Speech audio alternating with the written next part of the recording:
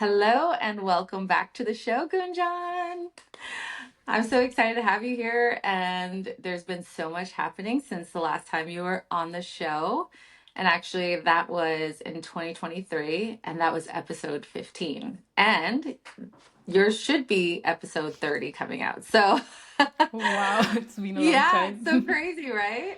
Right, and I'm so excited to be back here. And this time, probably we'll dive more deeper into LinkedIn.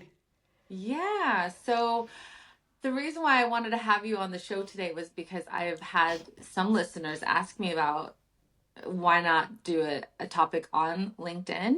And on the show I have different people listening in. There's people that are professionals who are working already within a company, and then I also have solopreneurs that are just listening for inspiration.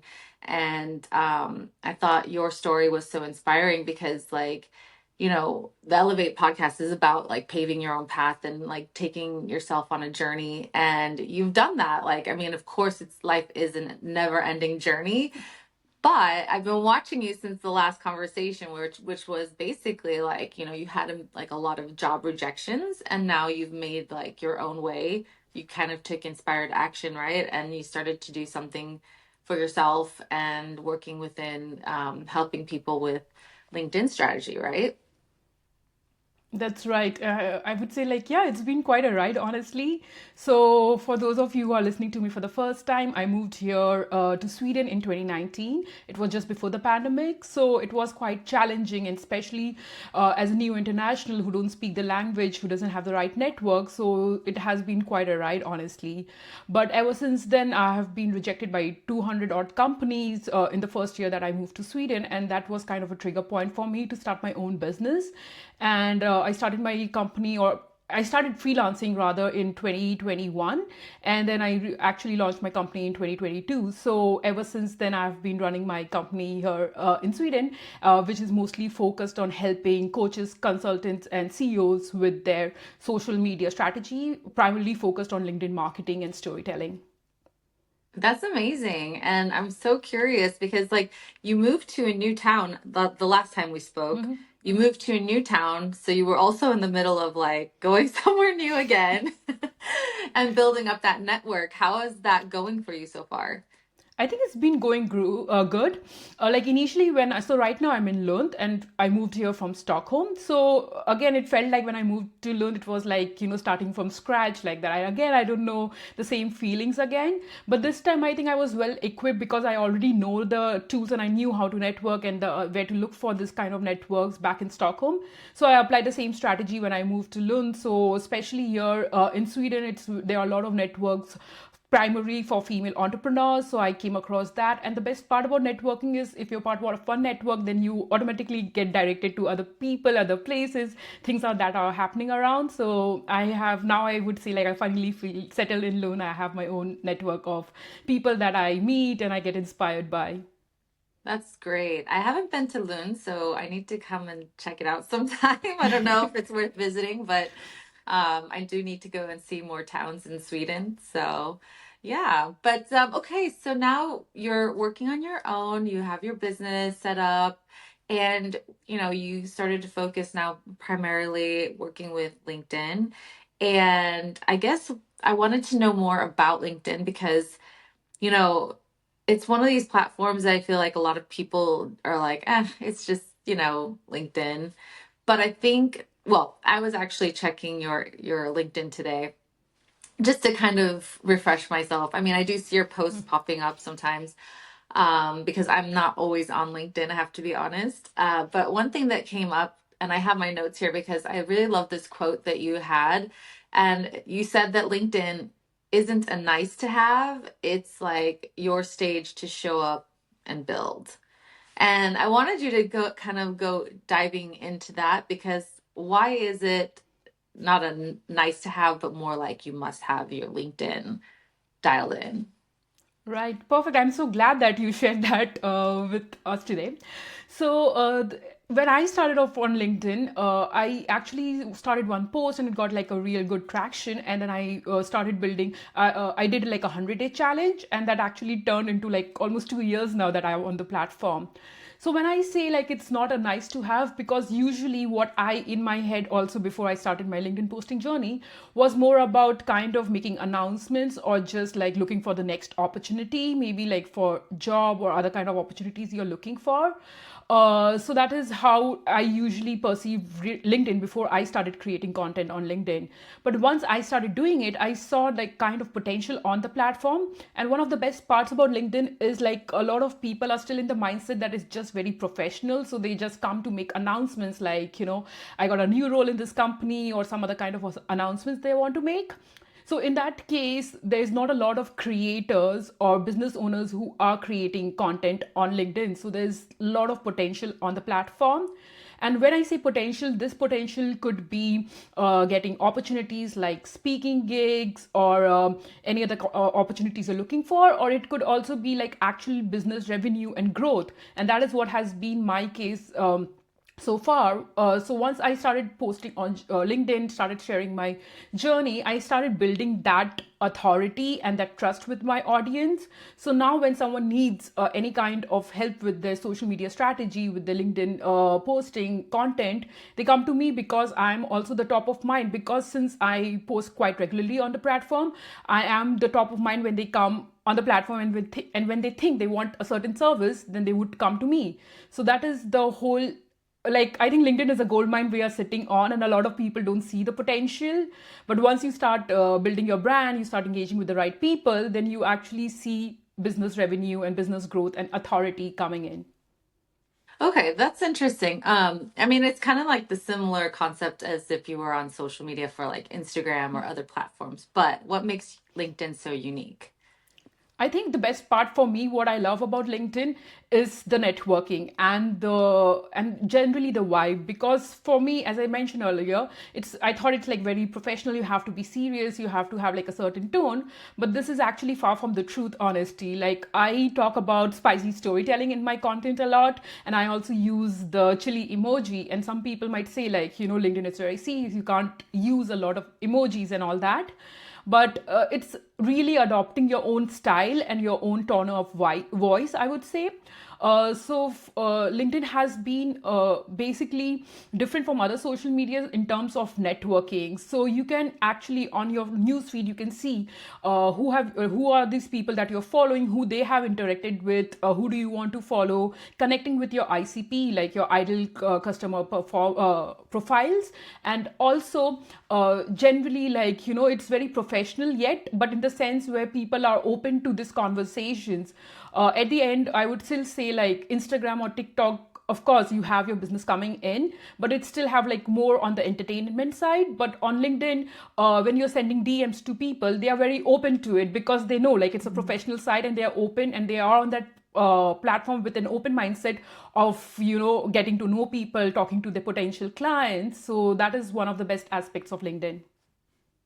And also, I guess it's a different like person on there, a different level of people. Because I mean, on social media, you get all sorts of different people that maybe aren't professionals that maybe you're wanting to work with or attract into your world. So I guess that's kind of the benefit of being on LinkedIn, right? Like, there's a different kind of person on there. Yes, yes, definitely. I would say like they are more serious buyers, because most of the time that you're engaging with are the decision makers, or probably you can get connected to the decision makers through these people. So they Mhm. are definitely more professional than compared to social media, and they are just not there to scrolling, like just to scroll. They are there to actually find the right opportunities, to build trust, to get to know the right people, to network. So of course, I would say that is how it differs from the other social medias. Okay, so what kind of tips can you give us if you're just somebody who is not a solopreneur but wants to build maybe their presence on LinkedIn because they're working for a company? I mean, what are the benefits of doing that for themselves? Even if they are just working and they have like, their regular day job, they don't really have to like go for something. Like, as if you're a solopreneur, you're kind of looking for leads and you want to present yourself. But what about somebody who's not in that position? I think I follow a lot of people who are in their day jobs and still they're building their brands. I think building a audience can be useful to us in many different ways. So for the kind of people that I follow who are in the day jobs, they're building their audience because they want to build trust and credibility, and this might bring new opportunities which initially might not be in their plan of action. Probably, like for example, I know people who get speaking gigs who have been invited to big conferences because now they have built a authority and a name in the niche that they're building their brands on. So again, they become the top of mind. So it could be just to build trust, and also it could be you don't know what the future holds if you want to change jobs. So for example, if you're in a day job and you want to eventually move out of that job, if you already have that credibility and someone, a recruiter, searches you up and they see, so that automatically builds extra trust for them. So I think it's more important to build that trust and authority, and it might bring new opportunities, which could be a new job, speaking gigs, podcast opportunities, whatever. Yeah. Okay. So don't leave that on the table, you guys. If you just, happy coasting in in your regular job. But like for somebody like me who's a solopreneur, how should I really be like navigating LinkedIn for my business? Like, I mean, because I am not using it that much. I should. I'm guilty. We have all been there, but it's never too late to start. I would say you focus on two aspects. One is creating content, so this content could be around your own stories. Again, when I say stories, it could be your own experiences, how you're building your brands, how you're bringing the transformation for your clients. So these are different aspects you can talk about, even your process. And the other aspect is networking, because LinkedIn is huge on networking, and with any social media, the idea is for them to make you stay more on the platform, and the best way to do it is to network. So I would say to have like a list of people that you want to engage with. It could be anyone from like industry experts, peers, someone that you look up to, or it could also be your ideal clients. So the idea is like engagement is a two-way street. So what happens is initially when someone starts posting, they might not see much traction on the post because of course they are new, they are starting out, they are understanding their platform. But you engage, so when you give and give, you eventually get in return. So it's like, and the people start recognizing you. So also if you want to approach someone, for example, for a speaking gig, then if you're showing up on the feed in the comments all the time, then they become instantly recognizable. And then it's kind of, you have already broken down the initial wall, and then it becomes easy to have those conversations. Same goes when if you're looking for business. If you are constantly commenting and engaging with your ideal clients, then if you reach out to them, then it's much easier than like a sales call where you say, okay, buy from me, right? So I think it's important to really build that connection with your audience before you can even ask for sale, if that is what you're looking for, or if other kind of opportunities you're looking. Mm. So what kind of mistakes do beginners make when they start posting on Okay. LinkedIn? Now I'm going in my LinkedIn coaching mode, but I would not go too much deep in that. But to start with, I would say like sometimes people, when it comes to sharing content or sharing their stories on LinkedIn, what they do is either they share too much in the sense of like writing text. They just like give all the information which is not even needed, or it's the opposite. It's like just like a summary where they say like, okay, look, I got this new job, or I got this new offer. So the idea here is to actually build that connection with your audience. So think about it when you're writing your LinkedIn post. What is the goal for that particular post is? For example, if I want to talk about my journey of how I moved to Sweden and how I was rejected, just saying that I was rejected by 200 plus companies is not going to serve my audience, right? So it's more about thinking about what's in it in them for the readers or for your audience, and then write accordingly. So for me, if I'm writing a post on my journey, it would probably to be to inspire my audience that just follow your own unique journey and the kind of mindset reframes that need to go if they have been in similar situation like me. So don't um my tip here would be not to make it about yourself, but make it about your audience and what they can take away from that particular post. Mhm. So what about like posting? Because I've heard somebody say this, but like if you want to have links to something to lead them out of LinkedIn, for instance, let's say I have a blog post or a podcast episode, should I be putting those links like later instead of directly into the actual posting that I'm writing about, or what are like the rules for that? Right. I have seen people do that, both. Like they usually, sometimes people see, put the links in the post itself. But personally, for me, I know, like, LinkedIn usually don't, the idea of social media is for people to be on the platform or not take away from the platform. So what I usually use that is like added comments. So one tip for any LinkedIn, someone who's trying to build a brand on LinkedIn, is to have like extra comments. It's also good for engagement, because if you have any kind of links that you want to share, or if you want to have any kind of questions, or if you just want to have like an open discussion, then you can have that as like bonus comments or pinned comments. So usually what people do is they have like that bonus emoji, the pin emoji, and have like a bonus or extra. For me, I write like spicy extra, for example, and then I pin the link if I want to share that. If I have to have more discussion, sometimes you can even do that by having more points. Like for example, if your content has like 3 points, and if you want to talk more on the subject, then you can have those 2 points extra on your comments. So I would say the best way to add those links would be in the pinned comments. Okay. Okay. That's good to know. I'm gonna have to try to work on my strategy for LinkedIn. I really need to work on that. So I'm curious, what kind of opportunities have happened for you because of this positioning now on LinkedIn? Like, have you had any really cool things happen for you? Oh yes, a lot of them actually. So number one, of course, like I'm building my business, so my clients primarily come to me through LinkedIn. So that's number one.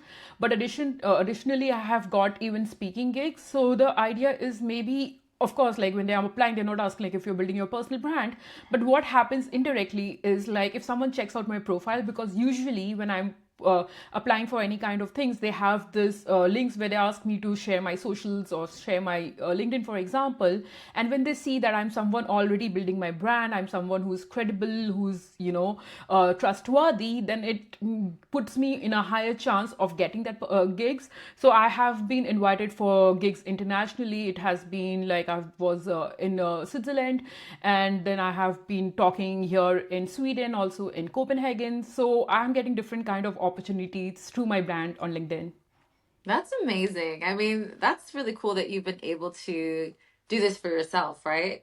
So, how did you actually initially get into this LinkedIn topic? Because I know that you kind of were working with like social media before, like really focusing on LinkedIn, but did you, because I saw that you went like on like a workshop, or what was that? Like you went on a workshop? I remember you went and taught I can't remember if that's what I saw you. Right.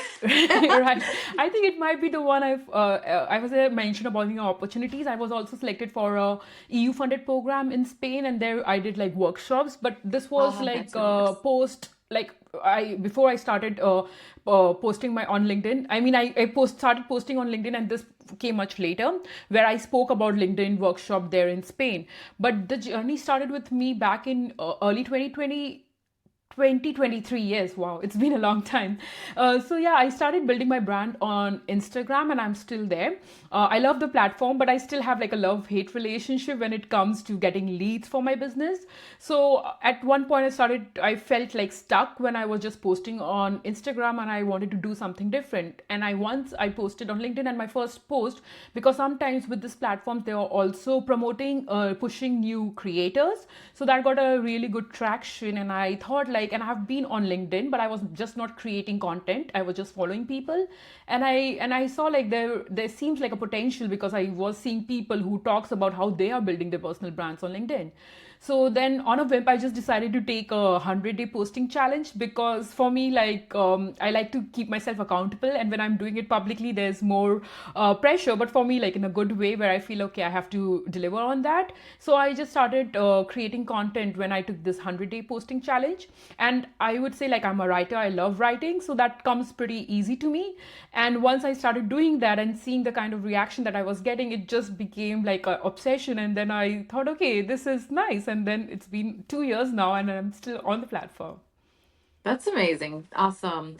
So I also saw that you have done a rebrand now on your business, like a little bit of a rebrand. I saw that you just posted on your LinkedIn about branding your website and you got some new photos. How was that process for you? And like, I'm curious from the photographer's perspective of like how is it when it comes to like building your brand on LinkedIn? I know a lot of people worry like that they have to look perfect or yeah, like what was your thought behind all of your rebranding? Right. So I have been, as much as I love LinkedIn, also, but at the end, any kind of social media platform are still rented land. It's like, you can be banned from the platform or anything can go wrong. And that actually happened to me like a long back, where that's not, so basically what happened, I was using the word sexy, which is, of course, like goes against the platform user, the policy. And so that was kind of an eye opener for me, that I have to build my own website. But it's been, one of those things which was on my to-do list, but I didn't do it. But this year 2025, I want to be like really intentional with my brand, so it just doesn't have to be like just focus on LinkedIn, but also building my newsletter, building my website. So I think that was the trigger for building my own website.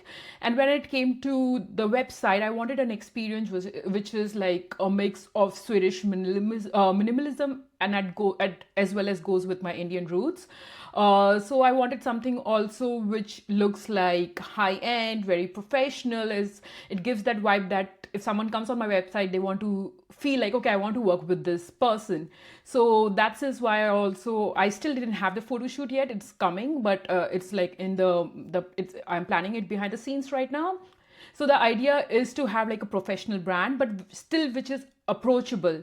So what happens is, like, even now when I have my LinkedIn with my previous photo shoot, so I still try to combine it with my everyday pictures, because of course I want to build that professional side of me, but at the end I'm still like, Gunjan the person, and I want to show that aspect of myself as well. So sometimes you would see like my professional pictures mixed with my pictures probably at the beach, or I don't know, like for my everyday life. So I like to balance both of them out.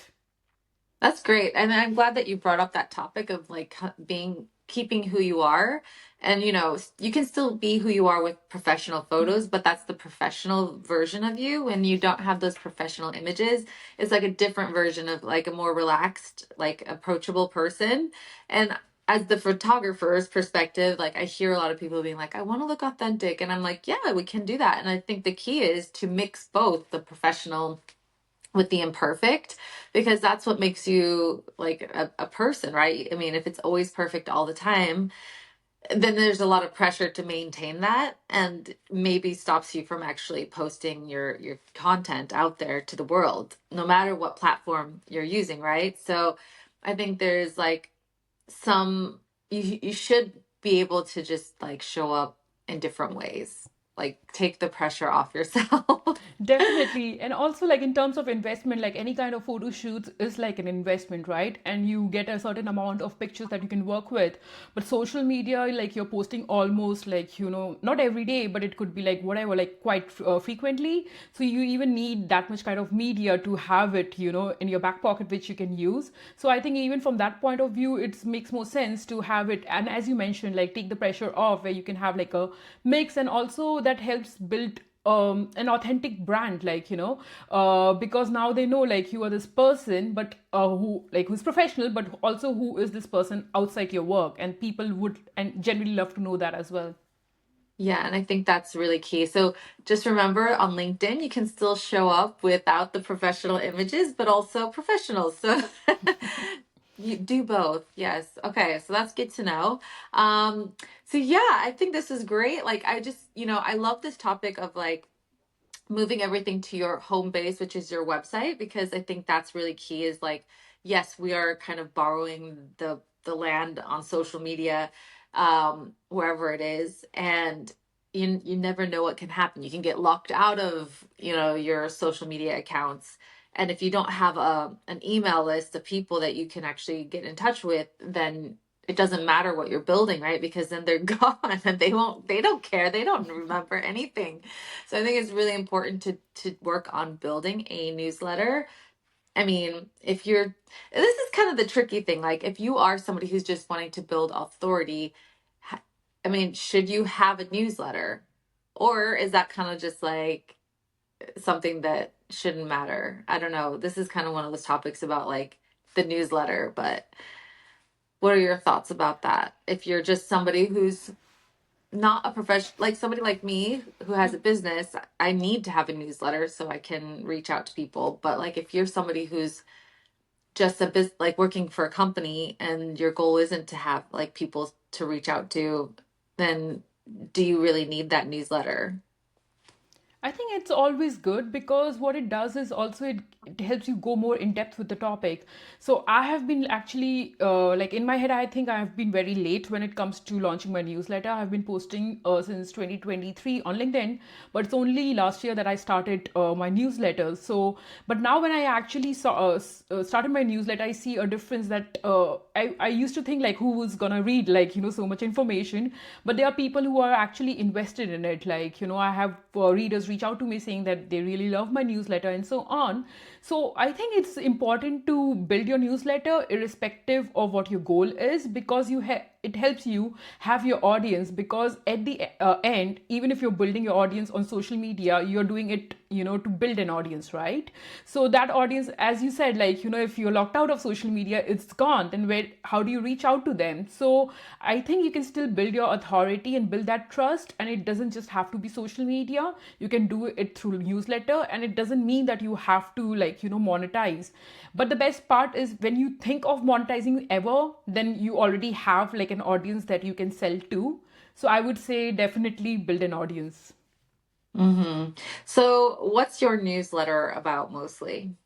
So I usually dive more deep into storytelling. So I share tips about storytelling. Basically, I share industry examples, and then I share my own examples on how to write better stories, on copywriting, especially focused on LinkedIn.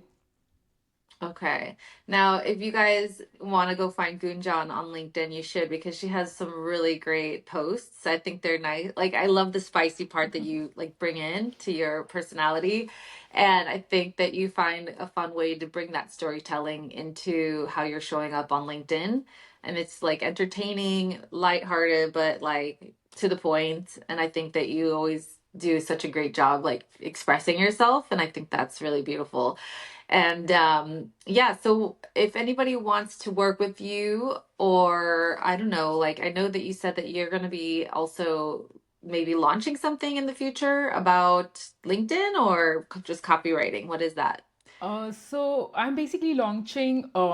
I can't give much more details about this. I'm launching a new offer basically, which is coming out end of March. So it's primarily focused on copywriting and for LinkedIn. So how do you build your brand and how do you write for the platform to get the kind of opportunities that you're looking for? So I will share a link to my wait list. The program is probably launching end of March. And other than that, if you just want to consume my free content, feel to follow my LinkedIn, which is by my name Gunjan Churiwal. And also, since we were on the topic of newsletter, I go more in depth about storytelling and LinkedIn brand building in my newsletter, and I'll share that with the audience here. Amazing. I will put that in the show notes so people can find you. But I also wanted to mention that I really love how lately you've been kind of just showing up a little bit, even the energy in your photos, like your personality looks different. And I just wanted to acknowledge that. I can see that you're much more confident for some reason. It shows in some of the photos, even in your style. I saw that. I was like, okay. Wow, that thank you so much. That means a lot. I am actually investing in that side of things. So I even took like a public speaking course last year. So it's good. It's nice to hear that it shows. Yeah, I noticed. I was like, okay, I see it. I see it. So awesome. All right. Well, thanks so much for just sharing a few tips for us. And, if you guys need more help with LinkedIn and trying to break into that, go follow Gunjan, see how she's showing up. Reach out to her if you need help. And yeah, I'm definitely gonna try my best to also get myself on LinkedIn more often. Yeah. Because yeah, I did share just a post of like a client, and I think because I shared their post, somebody reached out to me for some jobs. So I was like, oh, okay, that's the first time that happened to me. So that was very interesting. So I was like, okay, I need to go back onto LinkedIn. Right. I would love to see more of you on the platform for sure. Yeah. Okay, I want to try. That's one of my new goals. Awesome. Thank you so much for your time. And you guys go find Gunjan. Thank you. Thank you so much for Bye. having me here. Bye bye. Have a nice day. Bye.